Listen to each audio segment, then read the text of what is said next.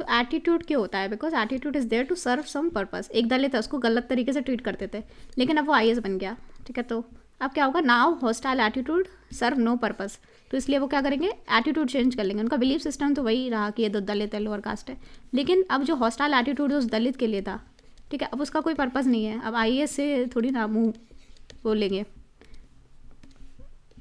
IAS से पंगा नहीं लेंगे, तो their hostile attitude serve no purpose, therefore they change their attitude.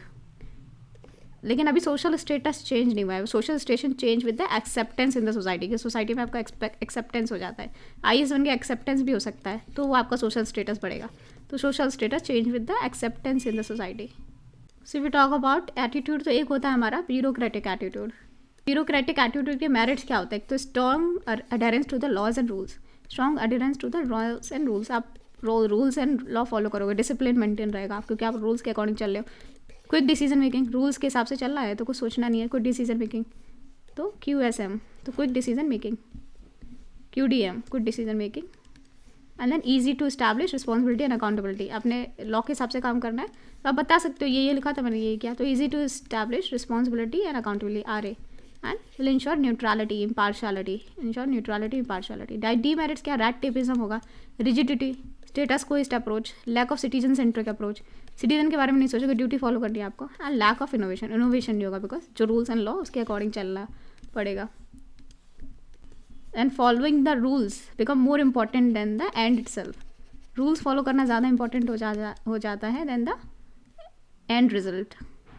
तो हमने कुछ मेरिट्स एंड डीमेरिट्स देखे ब्यूरोक्रेटिक एटीट्यूड के। डेमोक्रेटिक एटीट्यूड पे इसका उल्टा हो जाएगा, तो यहाँ पे इंक्लूसिव डेवलपमेंट होगा।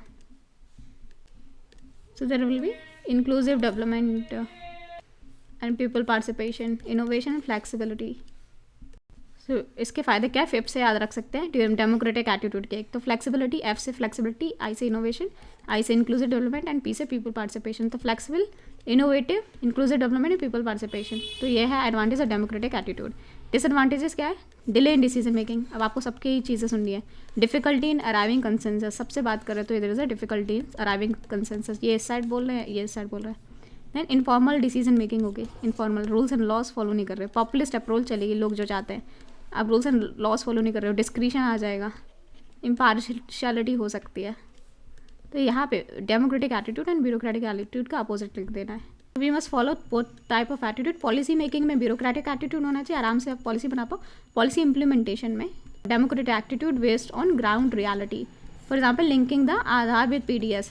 Santoshi Kumar 11 year girl died because उसका आधार लिंक नहीं था PDS में, तो यहाँ पे डेमोक्रेटिक एटीट्यूड शो करना है। Because for administrator nothing is important than the life of the public.